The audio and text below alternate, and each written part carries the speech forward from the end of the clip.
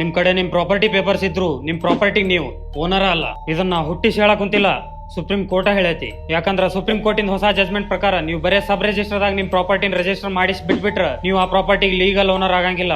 Registry ಮಾಡಿಸೋದು ಬರೇ ಒಂದು ಟ್ರಾನ್ಸಾಕ್ಷನ್ ರೆಕಾರ್ಡ್ ಅಷ್ಟ, ಅದು ಪ್ರೂಫ್ ಅಲ್ಲ. ಸೊ ರಿಜಿಸ್ಟ್ರಿ ಪೇಪರ್ ಇಂದನ ಪ್ರೂವ್ ಆಗಂಗಿಲ್ಲ ನಿಮ್ಗೆ ಮಾರಿದವನ ಒರಿಜಿನಲ್ ಓನರ್ ಇದ್ದ ಅಂತ. ಅದಕ್ಕೆ ನೀವು ಯಾವ್ದಾ ಪ್ರಾಪರ್ಟಿ ತಗೊಳ್ಳೋಗಿಂತ ಮುಂಚೆ ಈ 3 ಕೆಲಸ ತಪ್ಪಲಾರ್ದ ಮಾಡ್ರಿ, ಇಲ್ಲ ಅಂದ್ರೆ ನಿಮ್ ಜೊತೆ ಫ್ರಾಡ್ ಆಗೋ ಚಾನ್ಸಸ್ ಇರ್ತೈತಿ. ಎಲ್ಲಕ್ಕಿಂತ ಮೊದಲು ಸಬ್ ರಿಜಿಸ್ಟರ್ ಆಫೀಸಿಗೆ ಹೋಗಿ ಓನರ್ಶಿಪ್ ವೆರಿಫಿಕೇಶನ್ ಮಾಡ್ಕೋರಿ, ಲೈಕ್ ಸೆಲ್ಲರ್ ಡೀಟೇಲ್ಸ್ ಮತ್ತೆ ಆ ಪ್ರಾಪರ್ಟಿ ಮೇಲೆ ಯಾವ ಲೋನ್ ಅಥವಾ ಲ್ಯಾಂಡ್ ಡಿಸ್ಪ್ಯೂಟ್ಸ್ ಅದಾವೇನ ಅಂತ ಹೇಳಿ ಮೊದಲು ಕ್ರಾಸ್ ಚೆಕ್ ಮಾಡ್ಕೋರಿ. ಆಮೇಲೆ ಓನರ್ಶಿಪ್ ಚೇಂಜ್ ಚೆಕ್ ಮಾಡಿದ್ರೆ ಎಲ್ಲ ಹಣೆ ಬರನ ತಿಳಿದೈತಿ, ಯಾರಿಂದ ಯಾರಿಗೆ ಮತ್ತೆ ಎಲ್ಲಿಂದ ಎಲ್ಲಿಗೆ ಆ ಪ್ರಾಪರ್ಟಿ ಹೋಗೈತಿ ಅಂತ.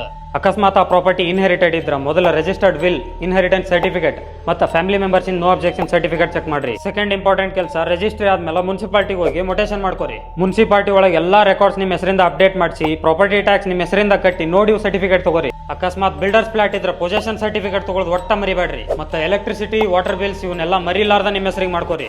ಬೋನಸ್ ಟಿಪ್, ಅಕಸ್ಮಾತ್ ಓನರ್ ಪ್ರಾಪರ್ಟಿ ಸೇಲ್ ಮಾಡಕ್ಕೆ ಅವಸರ ಮಾಡತ್ತಿದ್ದ, ಇಲ್ಲ ಮಾರ್ಕೆಟ್ ಪ್ರೈಸ್ಗಿಂತ ಕಮ್ಮಿದ್ರಾಗ ಕೊಡತ್ತಿದ್ದ ಅಂತಂದ್ರೆ ಏನಾರ ಪ್ರಾಬ್ಲಮ್ ಇರತೈತಿ. ಸೊ ಆಜು ಬಾಜು ಕೇಳಿನ ತಗೋರಿ.